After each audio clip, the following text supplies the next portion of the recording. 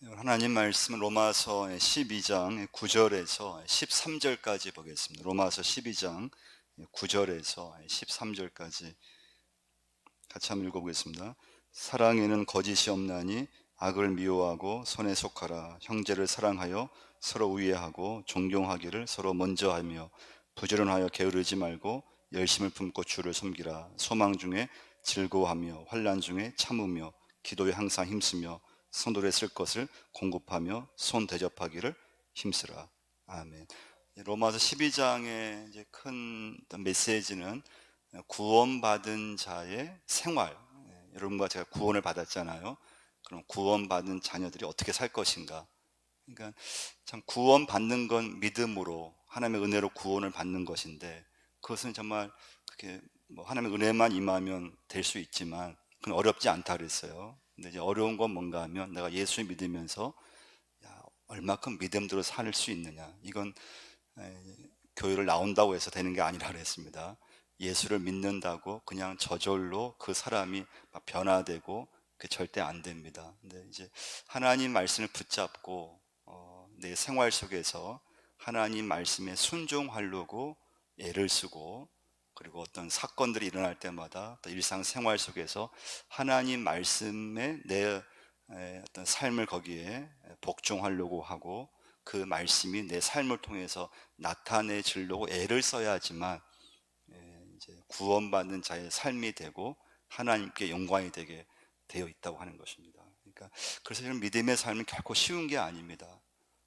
제가 늘 강조하지만 정말 교회를 한평생 나와도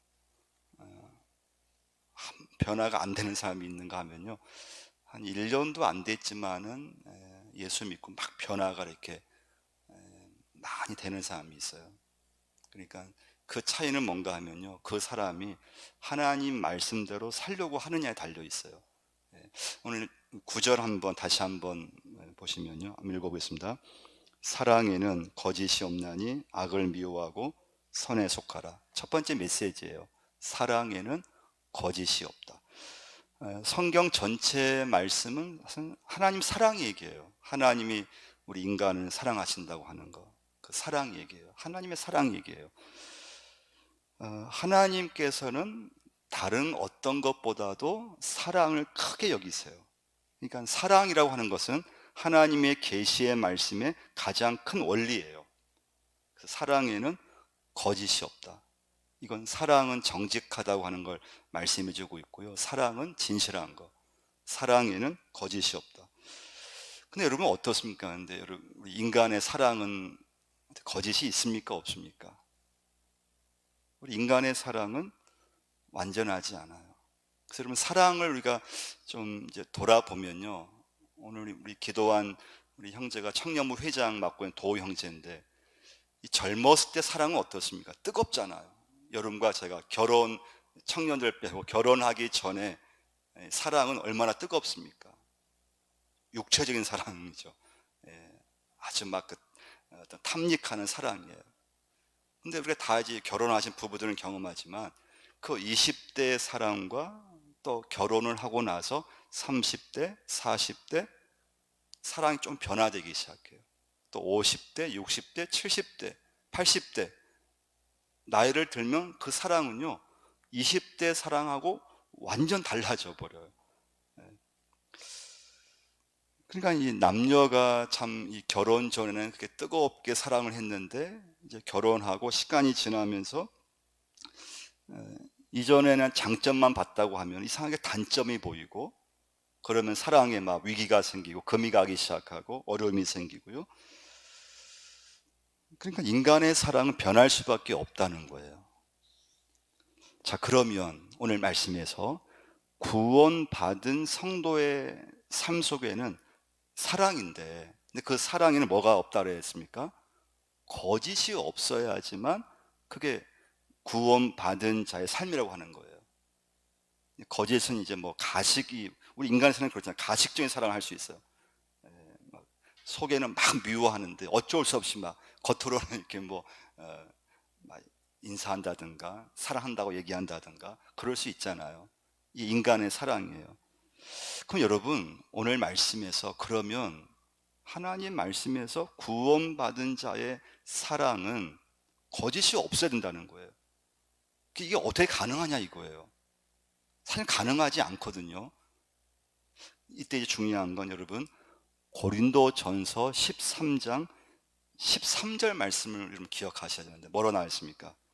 그런즉 믿음, 소망, 사랑 이 세 가지는 항상 있을 것인데 그 중에 제일은 사랑이라고 했어요. 그게 무슨 말씀인가 하면요, 사랑은 믿음과 소망과 함께 있어야 돼요. 그러면 그 사랑은 절대 거짓이 없는 사랑이 된다는 거예요. 꼭 명심하셔야 돼요.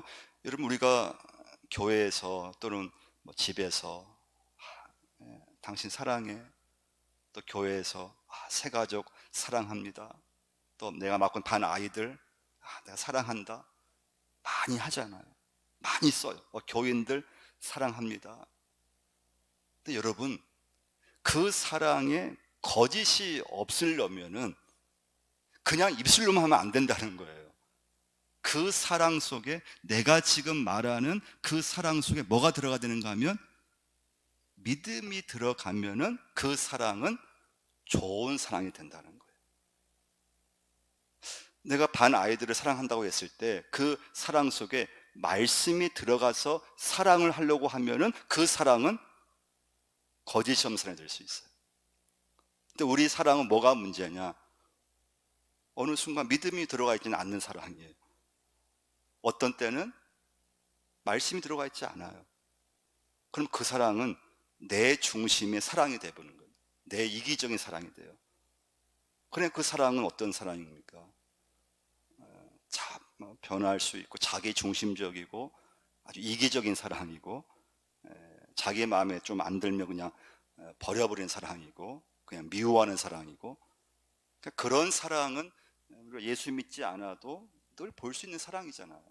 근데 내가 예수 믿고 구원받은 자녀로서 내가 사랑을 진짜 하려면 그 사랑 속에 반드시 믿음이 들어가야 돼요. 믿음. 그리고 소망이 들어가야 돼요. 그러니까 믿음이 없는 사랑, 그건 바른 사랑이 될 수가 없어요. 그 사랑은 절대 하나님이 기뻐하는 사랑이 될 수 없어요.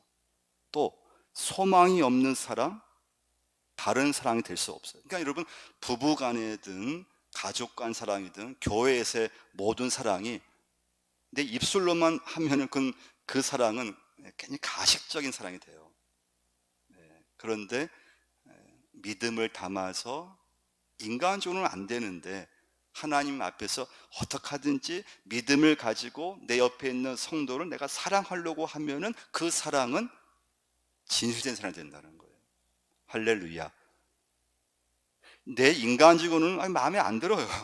그런데 어떻게 하든지 내가 구원받은 자녀이기 때문에 말씀에 의지해서 내가 저 사람을 내가 섬겨야지, 내가 사랑해야지, 그렇게 말씀으로 사랑하려고 하면은 그 사랑 속에는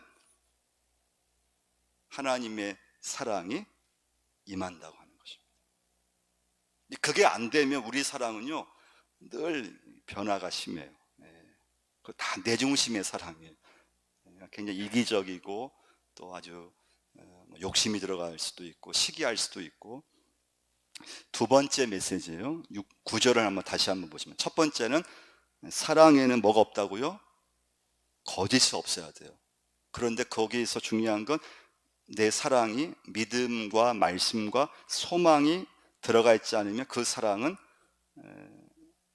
하나님 기뻐하는 사랑이 될 수 없다 그랬어요. 그래서 여러분 이 시간부터 가정도 마찬가지고 내가 누구를 사랑합니다 했을 때 그건 믿음이 들어가야 돼요. 소망이 들어갈 수 있어야 돼요. 그리고 말씀이 들어가야지만 그 사랑은 점점 이렇게 좋은 사랑이 돼요. 두 번째 구절 보시면 다시 한번 읽어보겠습니다. 사랑에는 거짓이 없나니 악을 미워하고 선에 속하라. 두 번째 메시지는 악을 미워하고 선에 속하라예요. 그러니까 하나님의 사랑을 아는 사람은 그 사랑을 알고 그 사랑에 거짓이 없게끔 사랑의 어떤 진실함을 가지고 사는 사람은 악을 미워하고 선에 속한다고 말씀해 주고 있어요. 여기서 중요한 건요, 선과 악을 분별하는 게 중요해요. 그럼 뭐가 선이라고 생각하세요? 뭐가 선일까요? 또 뭐가 악일까요?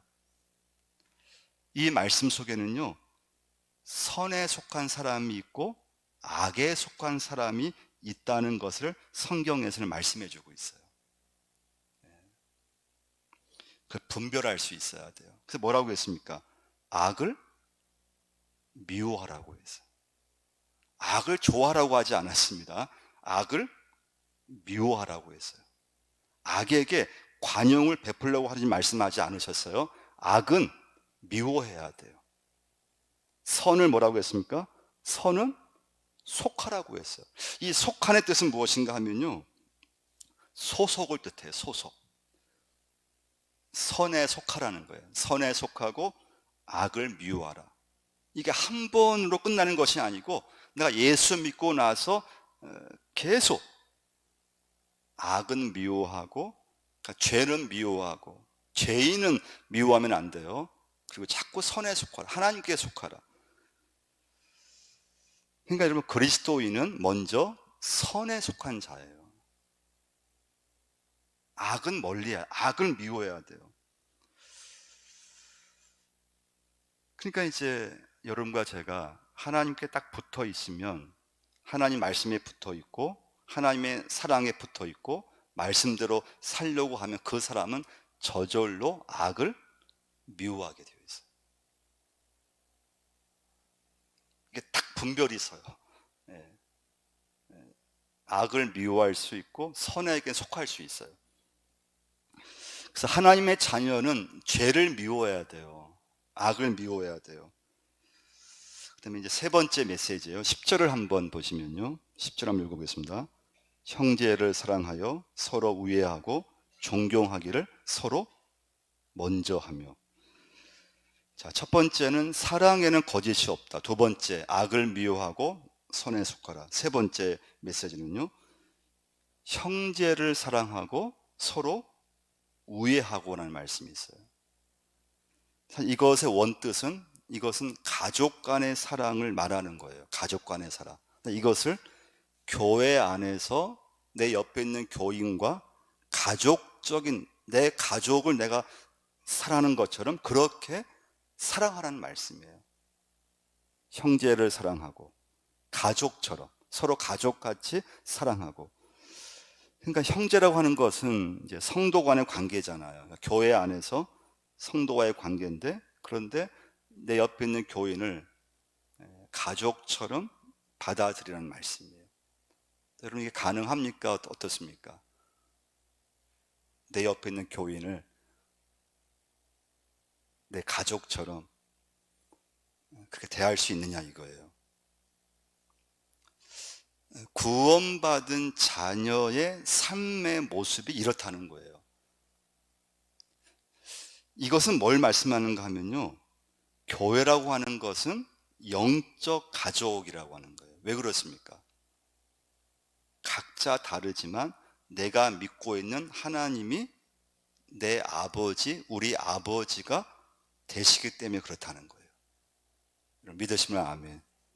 그러니까 좋은 교회는 어떤 교회인가 하면요, 그 가족이 사실은 각자 가족이 있는데 그 교회가 좋은 교회는요, 이상하게 교인들이 딱 모였을 때 이 어떤 분위기가 가족적인 분위기가 돼요. 자, 이건 오해하면 안 되는 게, 이 말씀은 무슨 말씀인가 하면요, 무조건 교회 안에서 교인들이 가까워지고 무조건 서로 친하게 지내야 한다는 말씀은 아니에요. 이건 불가능해요. 여러분, 어떤 인간이 어떻게 누구랑 다 친할 수 있겠어요? 아니, 가족들도, 같은 형제지간도 좀 내가 친한 형제지간이 있잖아요. 내가 좀 더 친한 자매지간이 있고, 내가 좀 친한 형제가 있고, 좀 친한 친척이 있고, 약간 좀 먼 친척이 있잖아요. 자, 이 말씀은 교회 안에 우리가 있지만 무조건 다 친할 수는 없어요. 현실적인 인간이기 때문에 안 돼요. 근데 무슨 말씀인가 하면요, 하나님의 형제애로 그렇게 대하라고 하는 말씀이에요. 네. 그러니까 우리 가족들 보면 내 자식은 어떻습니까, 여러분? 말썽을 부려도 내 자식이고 내 마음에 안 들어도 자식이잖아요. 그런 마음으로 다른 사람을 볼 수 있어야 돼요. 그러니까 이제 여기서 중요한 건 하나님의 뜻을 알고 하나님의 뜻을 지켜가야지만 영적 가족 관계는 이루어져요. 이게 안 되면요, 정말 어떤 인간의 그런 관계라 할까요? 내가 좀 그냥 육조로 아주 친한 사람, 또 나랑 아예 그냥 좀 그냥 만나기 싫은 사람, 이게 자꾸 인간적으로 가게 되어 있어요. 교회가요. 영적 관계가 아니면 그래요. 그런데 그 교회가 하나님의 뜻을 딱 중심으로 모이면은 인간적으로 친하고 안 친, 이게 중요하지 않아요. 하나님 뜻 가운데서 다른 성도를 그냥 하나님의 내 형제로 대하는, 가족처럼 그냥 대하는 거예요. 누구든 똑같이. 네 번째 메시지예요. 10절을 한번 다시 한번 보시면 끝에 뭐라고 나와 있습니까? 존경하기를 서로 먼저 하면. 그래서 저는 로마서 이제 12장 이제 말씀 준비하면서요. 이게 하나도 여러분 실천이 쉽지 않다는 걸 제가 저 자신도 많이 느끼게 돼요.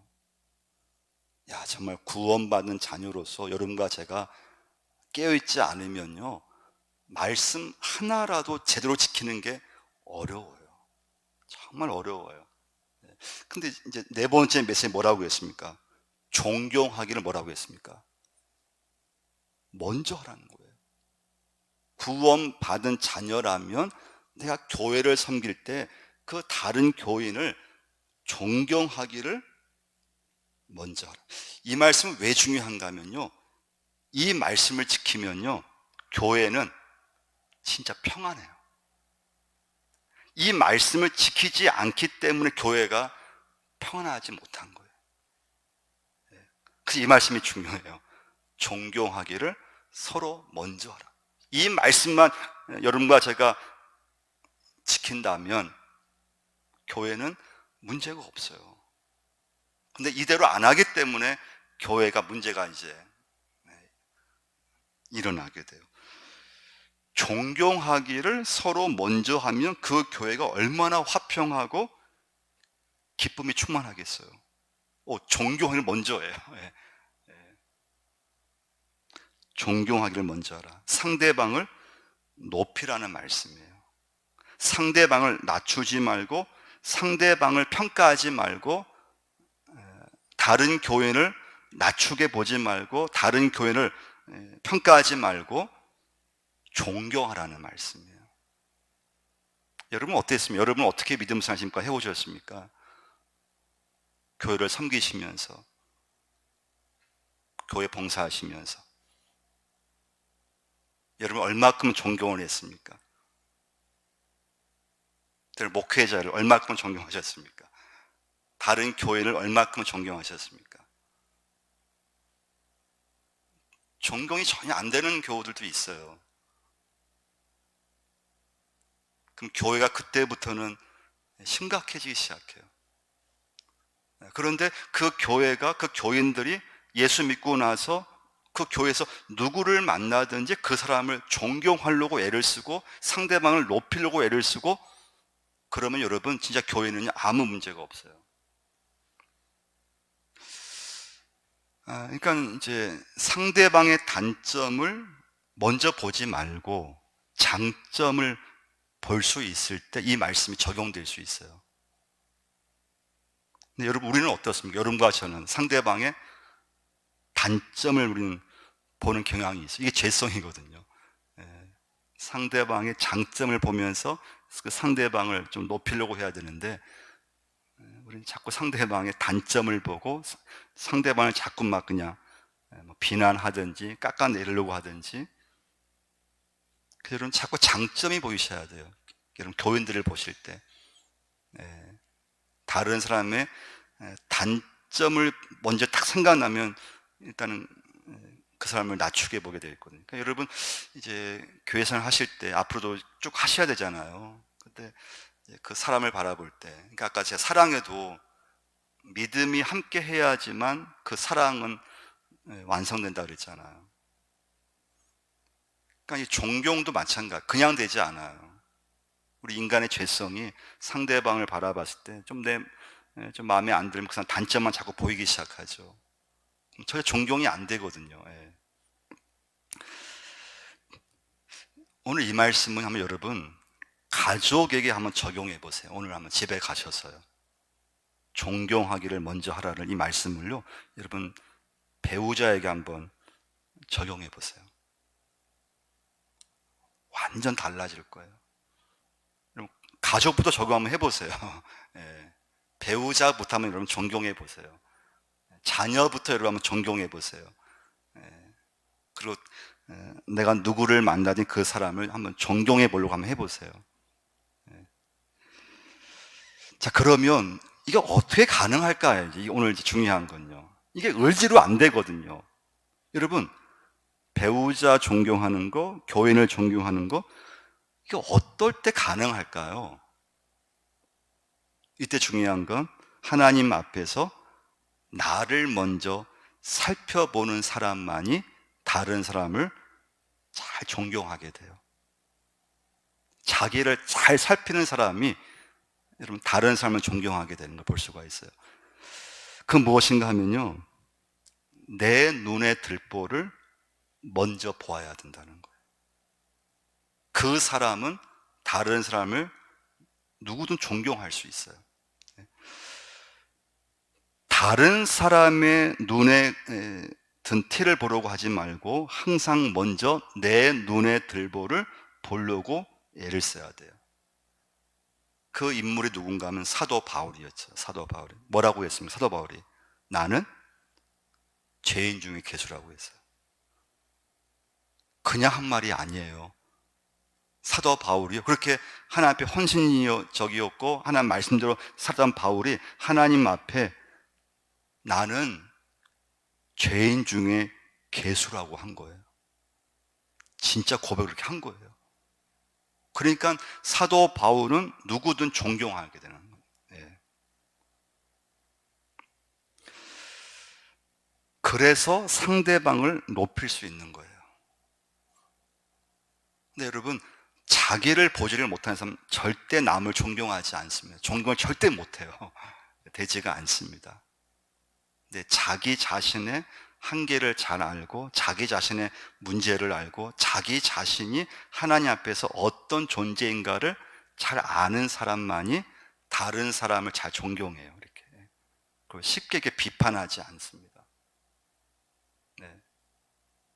이게 굉장히 중요한 믿음의 원리예요.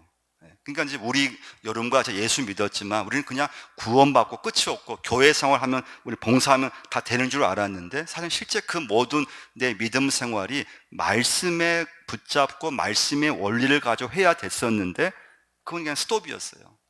내 중심의 그런 사랑이었고 내 중심의 믿음 생활이었지, 하나님 말씀을 붙잡으면서 거기서 내가 사랑하지 못하고 내가 미워하는 내 모습 보면서 막 나를 그냥 하나님 앞에서 막 그냥 자책하고 막 회개해야 되는데, 당연할 때가 있거든요. 당연해요. 그냥 우리 예수 믿으면서 남 비판하는 거 그냥 당연한 거예요. 비난하는 거 이건 당연한 거예요.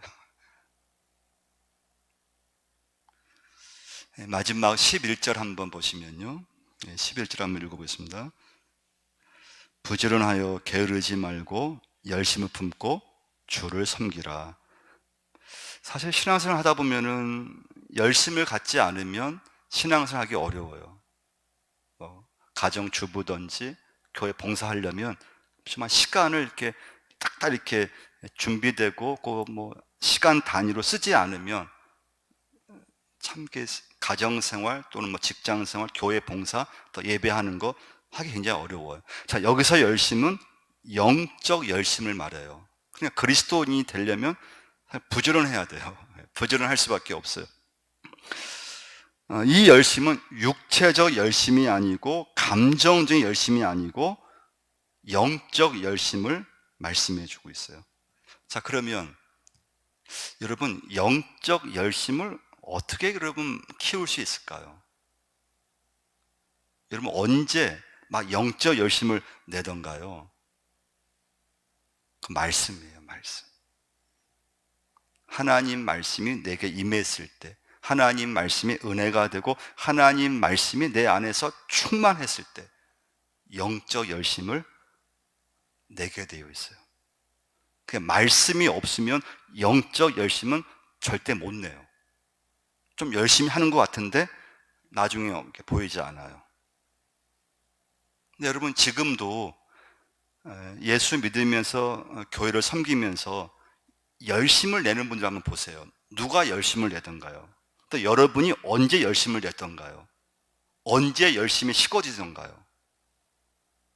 말씀이, 하나님 말씀이 있느냐 없느냐 차이예요. 하나님 말씀을 계속 공급을 받고 그 말씀에서 내가 막 은혜를 받고 그러면 열심히 계속 이어져요. 예. 그런데 말씀이 끊겨버리고 말씀에서 은혜가 내게 없어져 버리면 그 영적 열심이 있어야지만 신앙생활을 막 이어가거든요. 근데 이제 열심히 사라져버려요. 식어져 버려요. 그래서 여러분 하나님 말씀을 내가 얼마큼 붙잡고 신앙생활을 열심히 하느냐, 이건 그냥 절대 되는 게 아니에요. 하나님 말씀을 거기서 막 은혜를 받아야 돼요. 하나님 말씀에서 뭔가 막 깨달음이 있어야 돼요. 하나님 말씀에서 뭔가 막 내가 어떤 결단이 막 임해야 돼요. 할렐루야. 그랬을 때 열심히 이어져요. 말씀을 깊이 묵상하는 건 굉장히 중요해요. 하나님 말씀을 내가 동행할 수 있느냐, 그 말씀을 붙잡을 수 있느냐. 그러면 여러분 저절로 열심은 생겨요. 그래서 이제 저의 이제 기도 제목은 이제 이런 예배 시간 때 어떻게 하든지 여러분과 저 자신에게 하나님 말씀을 얼마큼 은혜롭게 이렇게 먹이느냐가 사실은 저의 기도 제목이죠. 일단 저에게 하나님 말씀, 저에게 늘 이렇게 말씀이 공급돼야 돼요. 그랬을 때 저 자신도 열심을 내요. 말씀에 열심을 내고 목회에 열심을 내고. 근데 말씀에 어떤 그런 은혜가 없다든지 말씀이 좀 희미해지면요, 열심히 그냥 이렇게 식어져 버려요. 열심히 없어져 버립니다. 열심히 생기지 않아요. 이 열심은 세상을 섬기는 열심이 아닙니다. 영적 열심이에요. 나를 섬기는 게 아닙니다. 하나님을 섬기는 거예요. 영적 열심으로 여러분과 제가 이 세상을 살아가는 방법이고 목적이에요. 할렐루야. 영적 열심으로 주님을 섬기는 거예요. 12절 말씀 보시면 소망 중에 즐거워하며 환난 중에 참으며 기도에 항상 힘쓰며. 구원받은 자의 삶이 뭐냐? 소망 중에 즐거워하고 환난 중에는 뭐라고 했습니까? 참으며 기도에 항상 힘쓰는 사람이 구원받은 자의 삶이라고 읽고 있습니다. 그래서 여러분 마지막 메시지는 잘 참으셔야 돼요. 우리 한번 로마서 8장으로 한번 가서요, 24절과 25절 한번 찾아보시면요, 로마서 8장 24절 25절 읽어보겠습니다. 우리가 소망으로 구원을 얻었음에 보이는 소망이 소망이 아니니 보는 것을 누가 바라리요. 만약 우리가 보지 못하는 것을 바라면 참음으로 기다릴지니라. 참음으로 기다릴지니라. 오늘 말씀 보시면 환난 중에 참으며 기도에 항상 힘쓰라고 해주고 있어요. 그래서 그리스도인은 기도하는 사람이에요. 기도하지 않으면 하나님의 사람이 아니에요. 기도하는 사람이 되셔야 돼요. 그래서 여러분과 오늘 중요한 이제 결론은요, 구원받은 자의 삶으로 여러분과 제가 이어져야 돼요. 그래서 여러분, 사랑에는 믿음이 함께해야 돼요. 모든 사랑에는요, 말씀이 함께해야 돼요. 그러면 그 사랑은 하나님께 영광이 된다 그랬습니다.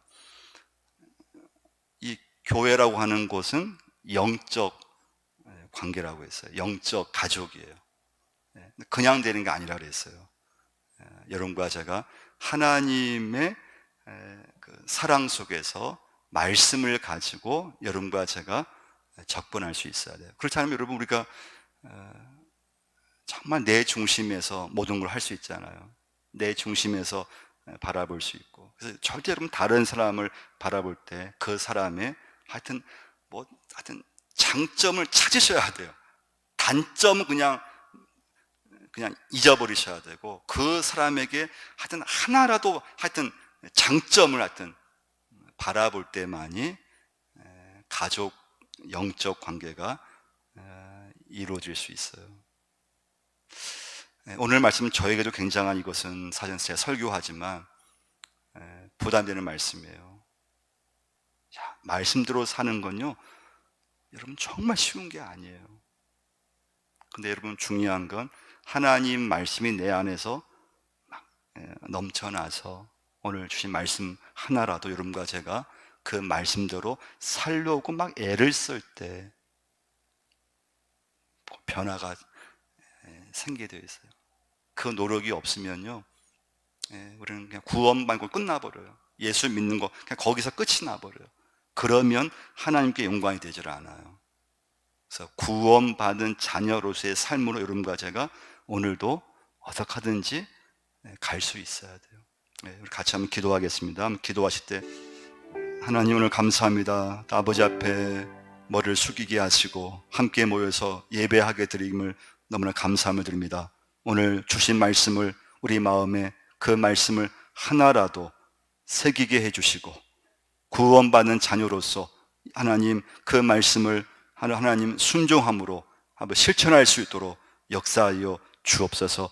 구원받는 자녀이기에 하나님 말씀대로 살게 하시고 이 시간부터 특별히 내가 섬기는 용상제일 이 재단에서 다른 교인을 나보다 먼저 하나님 존경하게 도와주시고 그 사람의 하나님 단점을 보는 것이 아니고 장점을 바라볼 수 있는 믿음의 자녀로 인도하여 주옵소서. 우리 사랑하는 하나님, 불완전합니다. 불완전한 사랑입니다. 그러나 하나님께서 주신 믿음을 가지고 사랑하려고 했을 때 그 사랑에는 하나님께서 기뻐하는 사랑이 되는 줄 믿습니다. 말씀과 함께 사랑하려고 하고 말씀으로 함께 영적 열심을 하나님 품고 우리 주님을 섬길 때 하나님의 은혜로 추진 사명 감당하고 믿음의 길을 가는 줄 믿습니다. 하나님 정말 교회가 어려움이 없게 붙잡아 주시고 갈등이 생기지 않고 문제로 인해서 교회가 하나님 어지러지는 것이 아니고 정말 말씀으로 새롭게 하나님의 구원받는 성도로서 믿음의 삶을 하나님 주신 사명을 힘있게 감당하는 그런 귀한 재단으로 하나님 축복하여 주옵소서. 예수님 이름으로 기도드리옵나이다.